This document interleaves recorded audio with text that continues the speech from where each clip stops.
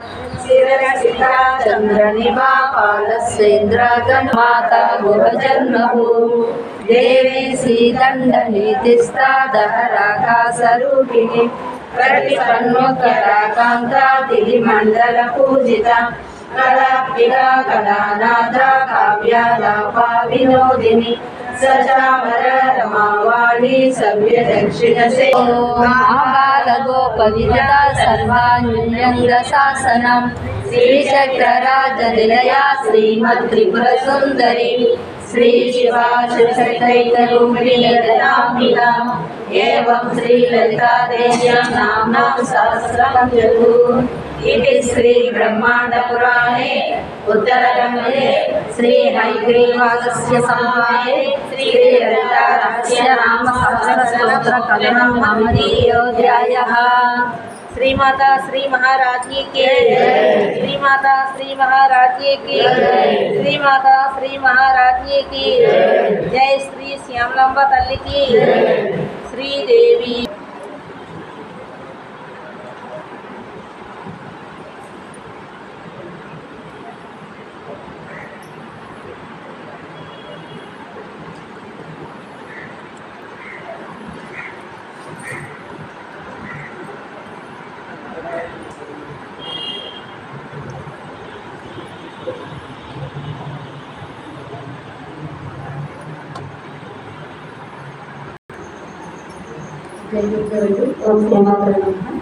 ముందుగా శ్యామలమ్మ తల్లికి నా గురువులకు బ్రహ్మ శుభాభిప్రాయానికి నా తల్లిదండ్రులకి నా ప్రణామాలు తెలియజేసుకుంటూ అందరికీ ప్రణామాలండి. నత్తీరుడు, ఈ నత్తీరుడు అన్న అతను ఒక పుష్టి వ్యాధి ఉన్నతను వీళ్ళంతా చీము నెత్తులు పాడుతూ పుష్టి వ్యాధితో అడవిలో అలాగా ప్రయాణిస్తూ వెళ్తుంటే ఒక నది వచ్చింది. ఆ నది పక్కన నుంచి ఆయన వెళ్తుంటే అక్కడ ఆగేసరికి అక్కడ చెట్టు మీద నుంచి ఒక ఆకు నీటిలో పడ్డాడు. అది నీటిలో పడగానే చేప కింద అయిపోయి వెళ్తుంది. అదే ఆకు ఇంకో ఆకు మట్టి మీద పడ్డది. దొడ్డున పడగానే ఒక పురుగు కింద మారి వెళ్తుంది. ఇది ఆశ్చర్యంగా చూసాడు. మూడో ఆకు పడినప్పుడు అది అటు నదిలోకి ఇటు ఒడ్డుకి మధ్యలో ఇలా పడ్డది. అది ఇలా పడటం వల్ల ముందు భాగం చేప, వెనక భాగం ఏమో పురుగు. ఈ చేప ఆ పురుగు నీటిలోకి లాగడానికి ప్రయత్నిస్తుంది. ఈ పురుగు ఆ చేప నీటిలోకి లాగ. ఇతను ఇదేంటి విచిత్రం అని తీక్షణంగా ఒంగోని దాన్ని చూడడం ప్రయత్నించాడు. ఎప్పుడైతే తీక్షణంగా ఒంగోని చూస్తున్నాడో ఉన్నట్టుండి ఆ చేపలాగా పురుగులాగా ఉన్న ఆకు ఒక్కసారి బ్రహ్మ రాక్షసుడి కింద అయిపోయింది. పెద్ద రాక్షసుడి కింద అయిపోయి ఇతన్ని పట్టి తీసుకొని వెళ్ళిపోయారు. ఒక గృహలోకి తీసుకెళ్ళి ఆ గృహలో ఇలాగ ఇతన్ని లోపలికి తోస్తే ఇతన్ని పడేసినప్పుడు లోపల నుంచి పెద్ద పెద్ద అరుపులు ఏవో బోల్డ్ మంది వినపడుతున్నాయి. ఇన్ని పడేసి నేను స్నానం చేసుకొని వస్తాను ఉండండి అని చెప్పి వెళ్ళారు. ఇతను లోపలికి వెళ్ళేసరికి బోల్డ్ మంది ఉన్నారు, స్త్రీలు పురుషులు అందరూ కలిసి. వాళ్ళు నీ వల్ల ఈరోజు అందరం చచ్చిపోతున్నాము, నా వల్ల చనిపోవడం ఏంటంటే మీరందరూ ఇక్కడ ఉన్నాడు, వీడు మిమ్మల్ని ఎవరిని తినలేదా అని అంటే వాడికి 100 మంది కావాలి. 100 మందిని లైన్ గొంతు వేసుకొని తింటాడు. కాబట్టి 100 అయినంత వరకు ఆగాడు. ఇంతవరకు మేము బతికాం, నువ్వెక్కడ దొరికావయ్యా బాబు, నీ రావడం ఇప్పుడు మాకు చావు వచ్చి పడింది అనేసి అని. ఇంకా ముర్రో అయిపోయాడు. స్నానంకి వెళ్ళి వస్తాడు, మొత్తం తినేస్తాడు. మళ్ళీ ఇప్పుడు ఏం చేద్దామని చెప్పి శివుణ్ణి తలచడం మొదలుపెట్టారు. ఓం నమ శివాయ, హర హర మహాదేవ, ఓం నమ శివాయ ఇంకా అనుకోని ఉన్నారు. ఒక్కొక్కరు అంటుంటే నువ్వు అనవయ్యా నమ శివాయ అంటే ఆయన అన్నారు, అలా నామస్మరణ చేసినంత మాత్రాన్ని శివుడు వస్తాడా అని అంటే ఎందుకు రాడయ్యా, ఇప్పుడు కాపాడేది ఆయన మాత్రం, మనకు వేరే దిక్కు లేదు, నువ్వు కూడా అని అంటే నేను పిలుస్తా, ఆయన రాడు కాబట్టి ఆయన కుమారుడిని పిలుస్తాను అని చెప్పి ఈయన స్తోత్రం పాడాడు. పాడేసరికి అందరు ఆశ్చర్యపోయారట. ఒక కవిత్వంలాగా స్తోత్రం అంతా పాడేసరికి ఈయన మాధుర్యం ఆ గొంతుకి ఆశ్చర్యపోయి అందరూ అలా ఉండిపోయారండి. అయ్యా ఎవరు నువ్వు, ఈ గొంతు ఏంటి ఇంత మాధుర్యంగా ఉంది, ఇది మేము ఎప్పుడు ఎక్కడా వినలేదా అంటే ఇప్పుడే ఈ కవిత నేను అనుకొని చెప్తున్నాను, నేను ఒక కవిని అన్నాడు. అనేసరికి ఆశ్చర్యపోయాను. ఏం మాధుర్యం అయ్యా, ఏం మాధుర్యం పాడమని. అప్పుడు ఇంకా స్తుతించేసరికి కార్తికేయుడు వచ్చాడు. కుమారస్వామి వచ్చారు, నెమలి మీద ప్రత్యక్షమయ్యాడు.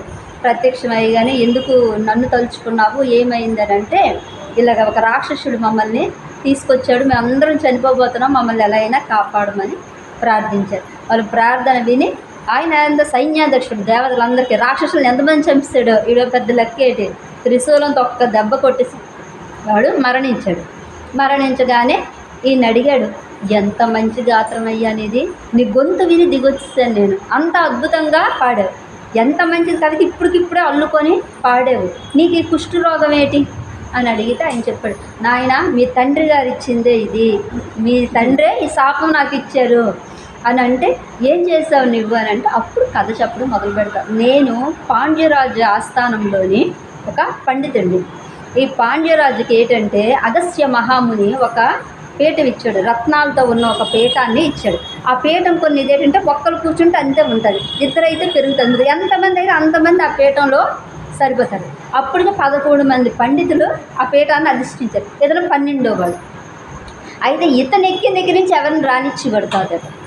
ఇతను ఎక్కి నుంచి ఎవరు ఏ కవిత ఎవరు చెప్పినా అందులోని ఏదో ఒకటి వెతికి ఇచ్చేసారు. దాన్ని బయట వాళ్ళు మామూలుగా ఇతను ఇంతకుముందు వాళ్ళందరూ ఆహా ఏం పాండిత్యం పొగిడాడు, ఇంకా స్థానం వచ్చింది.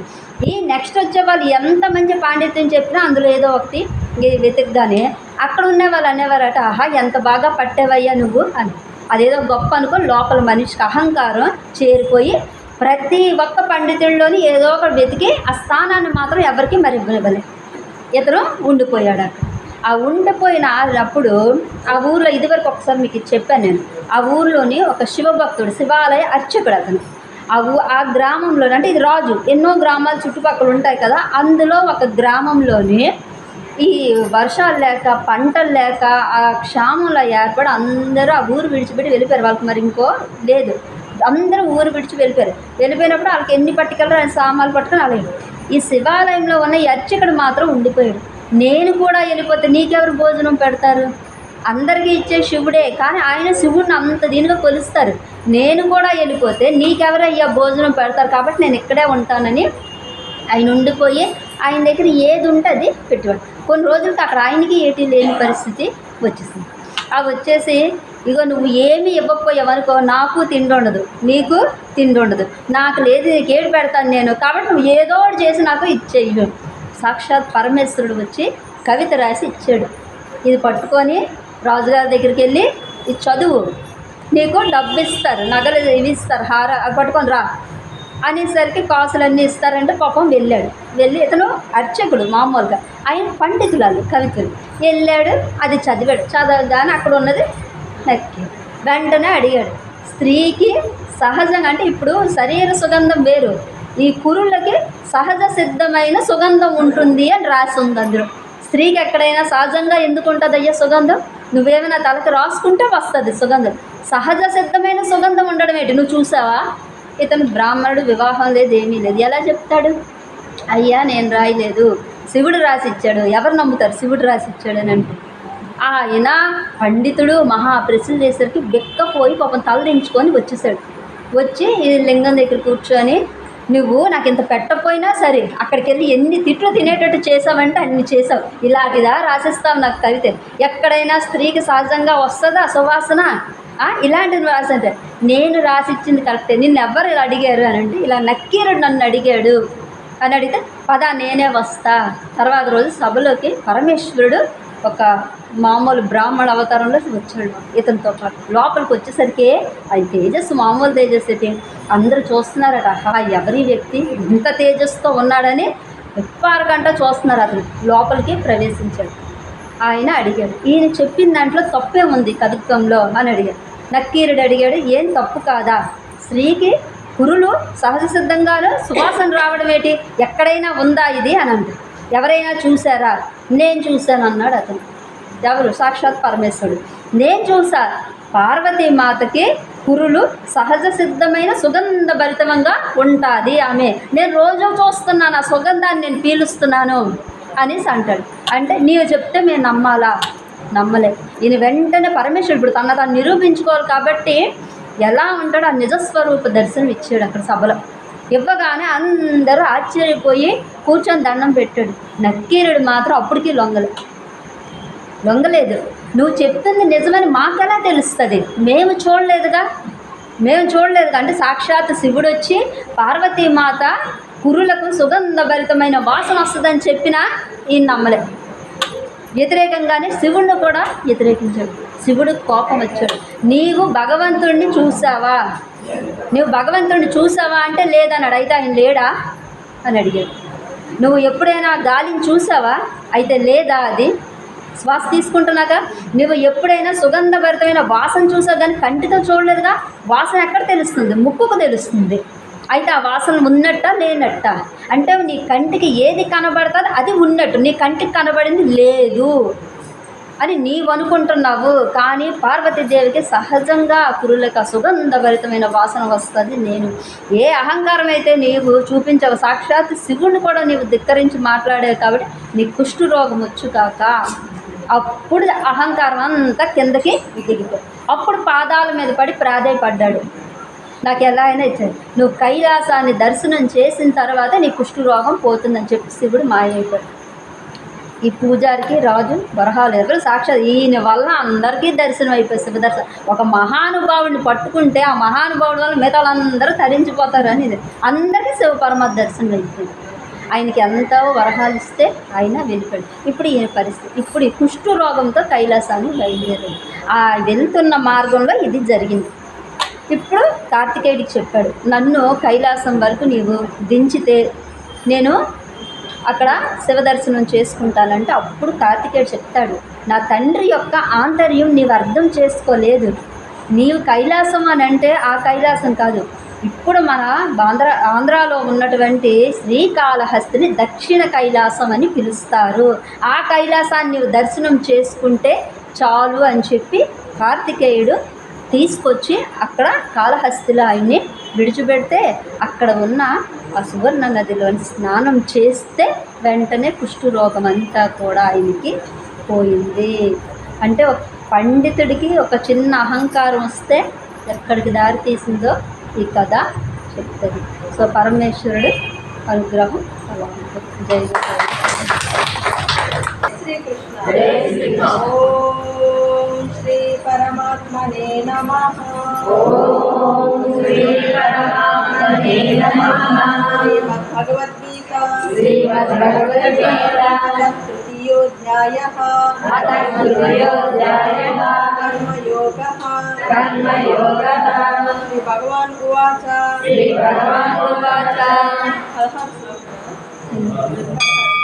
ఒకసారి నేను చదువుతాను, వినండి. ఏవం ప్రబంధికం చక్రం నానువర్తయతి హయః అథాయురిశ్రేయారామో మోహం పార్థ సజీవతి. చెప్పండి. ఏవం ప్రవర్తికం చక్రం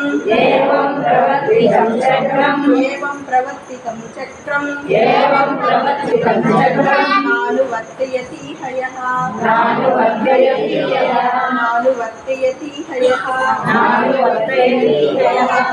అథాయురింద్రియారామో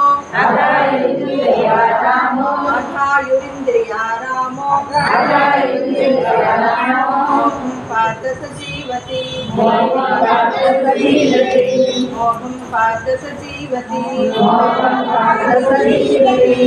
భావించడం.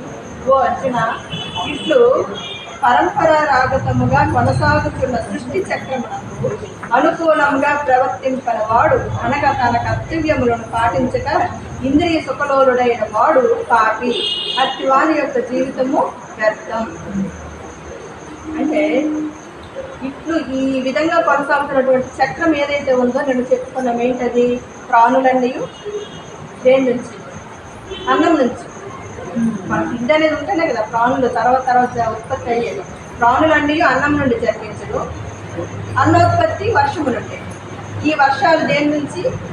యజ్ఞముల నుంచి. ఈ యజ్ఞములకు మూలమేంటి? విహిత కర్మలు, అంటే త్యాగపూర్వక కర్మాచరణ. వేదములు విహిత కర్మలకు మూలములు. వేదములు నిత్యుడైన పరమాత్మ నుండి ఉద్భవించినాయని తెలుసుకోవాలి.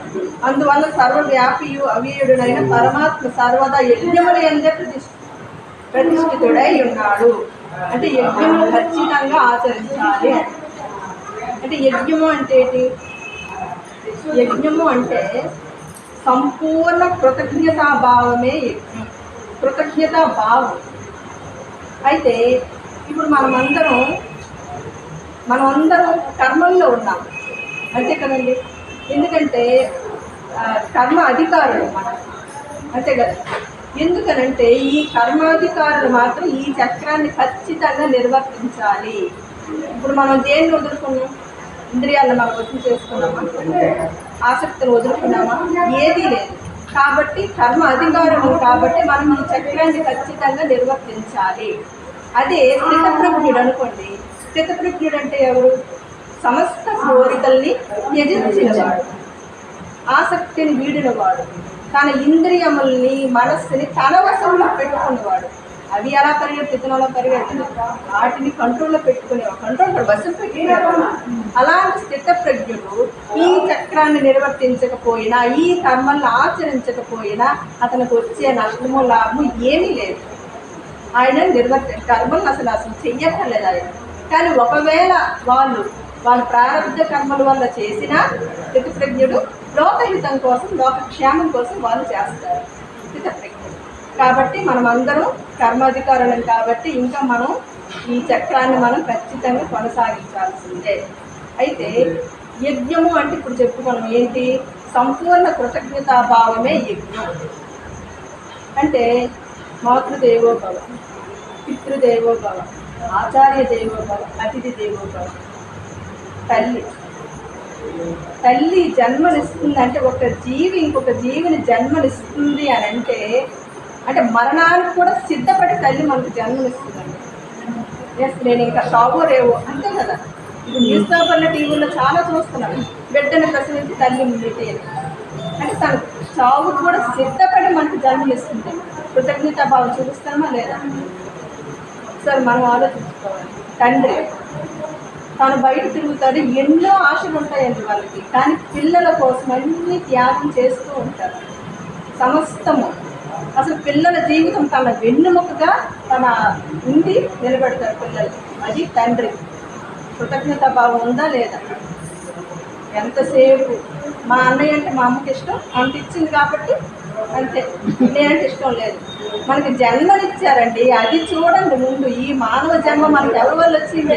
తల్లిదండ్రుల వల్ల వచ్చింది. అది చాలు మనకు, వాళ్ళు ఏది ఇవ్వక్కర్లేదు. అలాగే మాతృదేవోభవ, పితృదేవోభవ, తర్వాత ఆచార్య దేవోభవ. ఈరోజు ఇలా చదువుతున్నాము అని అంటే గురువుల వల్లే. గురువులు ఏంటండి, ఉదయం వచ్చేస్తారు, సాయంకాలం వరకు మనతోనే ఉంటారు. అంటే మన స్కూల్కి వెళ్ళే ఏజ్లో వాళ్ళు నైట్ మాత్రమే వెళ్తారు వాళ్ళ ఇంటికి. అంటే వాళ్ళ పిల్లలను కూడా పట్టించుకోకుండా ఉదయం నుంచి సాయంకాలం వరకు ఉన్న గురువుల వల్ల ఈరోజు నేను చదవగలుగుతున్నానంటే గురువుల పట్ల ఎంత కృతజ్ఞతాభావం ఉందా లేదంటే నిత్యం కృతజ్ఞతాభావం మనకు ఆ సమయం వచ్చినప్పుడు చూపించాలి. తల్లి మీదైనా, తండ్రి మీదైనా, గురువు మీదైనా. అలాగే అతిథి దేవోభవ అంటే పూర్వంలో అండి, ఇప్పుడు కాదు, పూర్వంలో అతిథులు వచ్చేవారు, చుట్టాల రూపంలో వచ్చి కొన్ని మంచి మాటలు చెప్పి వెళ్ళేవారు వాళ్ళకి. అంటే ఇప్పుడు కొంతమంది ఉంటారు, ఉండకుండా ఉండరు. అయితే ఇది భారతదేశం కదా, ఖచ్చితంగా ఉంటారు. అయితే ఆ అతిథులకు కూడా కృతజ్ఞతాభావాన్ని చూపిస్తారు. అలాగే మాతృదేవోభవ, పితృదేవోభవ, ఆచార్య దేవోభవ, అతిథి దేవోభవ. ఇంకొకరు ఉన్నారండి మన కృతజ్ఞత చూపించడానికి. పాటే ఉంది, కంటేనే అమ్మ అని అంటే ఎలా, కరుణించే ప్రతి దేవత అమ్మే కదా. ఈ ప్రకృతి కూడా మనకు తల్లి. ఎందుకు అని అంటే మంచి మిట్ట మధ్యాహ్నంలో ఉండండి, చెట్టు ఉండేసరికి చెట్టుకి వెళ్ళిపోతాం. అంటే చెట్టు అంటే ఎండకి తను మాడిపోయినా మనకి నీడని ఇస్తుంది చెట్టు. కాబట్టి ప్రకృతిని కూడా తల్లితో సమానంగా చూసుకోవాలి. చెట్లు నాటాలి. అసలు ఇప్పుడు అంటే మామూలు కొంతమంది ఇప్పుడున్న వాళ్ళు కాదు, ఇప్పుడున్న వాళ్ళందరూ ఎంతో పర్వాలేదు, అంతా జ్ఞానం తెలుసుకోవడానికి వచ్చిన వాళ్ళని. కొంతమంది ఏం చేస్తారంటే చీకటితోనే పువ్వుల దగ్గరికి వెళ్ళిపోతారు. చీకటితోనే అందరు పువ్వులు కోసేయడం అది ఎంత తక్కువ తెలుసా? అంటే అసలు పువ్వు తెంపాలంటే చెట్టుకి నీళ్ళు పోసి తెంపాలి ఖచ్చితంగా. మరి ఎవరో సాగు చేసుకుని వాళ్ళ పువ్వులు తెంపేసి మళ్ళీ ఏమైనా అడిగితే గొడవ అంటే కించిత్ కూడా ధర్మం అనేది వాళ్ళలో లేదు. దేనికి ఆ పూజ, దేనికి అసలు భక్తేనా? అది పూజేనా? పువ్వులు నీకు ఇన్నుంటే ఇన్నే చెయ్యాలి, ఎక్కువ ఉంటే ఎక్కువ చెయ్యాలి, మంచిదే. మనం పువ్వుల్ని మొక్కలు పెంచుతామంటే మంచిది, పూజ చేసుకుంటే మంచిదే. ఇన్నుంటే ఇన్నే చెయ్యండి, ఎన్నుంటే అన్నే చేయండి, ఇలా రక్షించుకొని చెయ్యండి.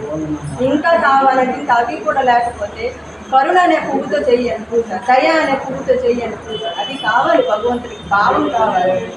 ఇలాగ ప్రకృతిని కూడా అసలు వ్యాస భగవానుడు అండి, వీళ్ళు అరణ్య పర్వం ఉండేటప్పుడు పాండవులు వ్యాస భగవానుడు క్లియర్గా చెప్తారు. ఏంటి, ప్రతి మనిషి కూడా వనాల పట్ల, చెట్ల పట్ల, ఈ జీవుల పట్ల, ఒక్క మానవుడి జీవితం సకల జీవులు కూడా ఇవన్నీ భగవంతుని యొక్క అంటే స్వరూపాలండి. ఇవన్నీ అవన్నీ భగవంతుని యొక్క కుటుంబం. మనం ఎలాగొచ్చి అవే అలా వచ్చాయి. కాబట్టి బోధ దయ ఉండాలి, బోధ దయ అంటే ప్రాణుల మీద దయ ఉండాలి అని క్లియర్గా చెప్తారు. వనాల పట్ల ప్రకృతిని బాగా చూసుకోవాలని. ఎందుకంటే వాళ్ళు అరణ్యవాసులు ఉన్నప్పుడు అక్కడున్న చెట్లు అంటే ఆకులు, కాయలు, పళ్ళు అవి ఇవి తినేవాళ్ళు కదా. అక్కడ ఉన్నవన్నీ మీరు బ్రాహ్మణులు వీళ్ళు మొత్తం తినేశారు, ఇంకా వీళ్ళగాలి కదా, మీరు ఇంకొక కామిక వనానికి వెళ్ళిపోండి ద్వైత వనం నుంచి అని చెప్తారు. చాలా క్లియర్గా చెప్తారు. అది ప్రతి ఒక్క అరగంటే పడుతుంది, ఎంత వ్యాస భగవానుడు చెప్తారు. కాబట్టి అందరి పట్ల కృతజ్ఞతాభావం ఉంటేనే యజ్ఞం. అది యజ్ఞం అంటే. ఈ కృతజ్ఞతాభావం లేకుండా ఎవరైతే తమ కోసమే అన్నట్టుగా బ్రతుకుతారో, తమ కోసమే అన్నట్టుగా వండుకొని తింటారో, ఏ జీవికి ఒక కాకి కానీ ఒక కుక్కకి కానీ దేనికి కట్టుకుని వాళ్ళ కోసం అనుకుంటూ తింటారో వాళ్ళు నిజంగా పాపాన్ని భుజించినట్టే అని ఇక్కడ క్లియర్గా చెప్తున్నారు. వాళ్ళు వాళ్ళ ఇంద్రియాల కోసం, వాళ్ళ నోటిని తృప్తిపరచుకోవడం కోసం ఎవరైతే తింటారో, బ్రతుకుతారో వాళ్ళు ఇంద్రియ సుఖలోలుడై వాడు పాపి. అట్టి వాని యొక్క జీవితం వ్యర్థం. అది అంటే కృతజ్ఞతాభావం ఎంతమంది మీద చూపించాలో చూడండి. అంటే అవసరం వచ్చినప్పుడు మనం వ్యక్తపరచాలి మనమేంటో. సర్వం శ్రీకృష్ణార్పణం.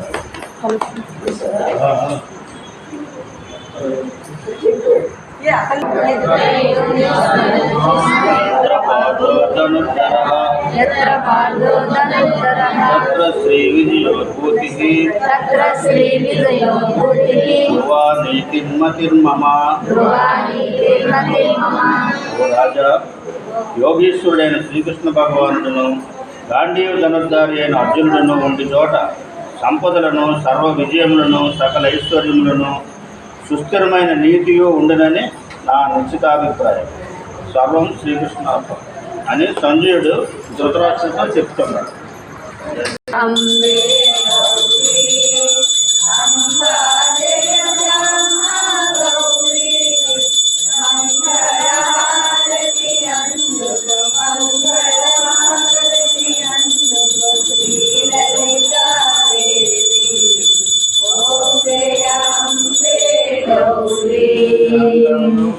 सर्वे जना सुखिनो भवन्तु, लोकाः समस्ता सुखिनो भवन्तु.